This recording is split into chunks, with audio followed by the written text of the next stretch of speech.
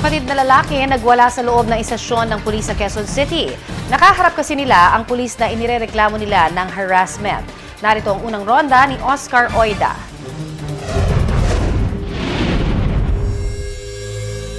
Ano ba yan?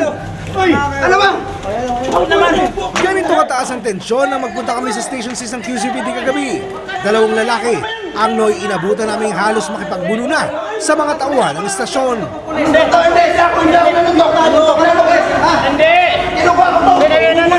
Medyo kabalma lang ang sitwasyon nang umakma ng poposasa ng mga pulis ang dalawang lalaki.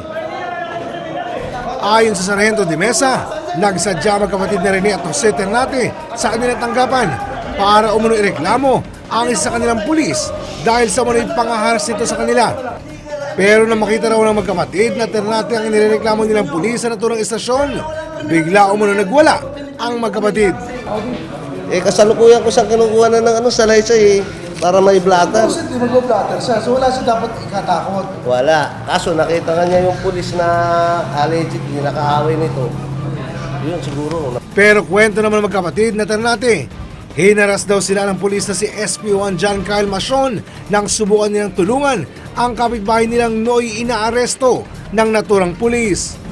Dahil yung kapitbahay ko po, na huli nila, hindi ko naman alam po kung magnanakaw palang manok.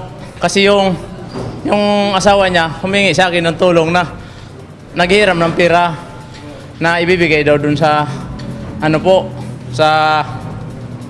ibibigay dun sa nakahuli. Bagay na mali namang pinasinungalingan ni SP1 Macion. Siya raw ang hinaras at sinaktan ng dalawa at may medical certificate daw siya para patunayan ang kanyang akusasyon. Pumunta siya ron sa police station namin, tapos inaareglo niya, inaalok niya yung pera. Ang lumalabas pa ngayon, kami nanghihingi ng pera. Ipakita ko pa nga po yung tama ko rito. Nung pinagmumura niya ako, tsaka pinagbabantang papatayin, may tama pa ko rito. Ito, namamaga yung kamay ko rito. Kalaunan, kapwa tinanggap ng investigador ang reklamo ng magkabilang panig. Ang piskalya na raw ang bahala magpasya sa kung sino sa kanila ang dapat kasuhan.